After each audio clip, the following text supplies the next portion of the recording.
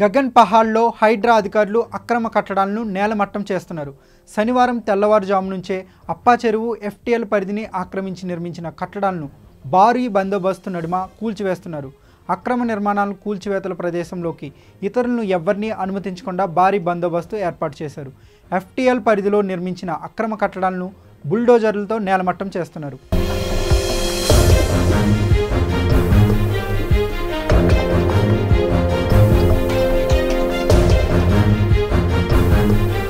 అప్పా చెరువు మొత్తం విస్తీర్ణం 34 ఎకరాలు కాగా ఇందులో 15 ఎకరాలు కబ్జా చేసి గొడౌన్లు నిర్మించినట్లు హైడ్రా అధికారులు గుర్తించినట్లు సమాచారం.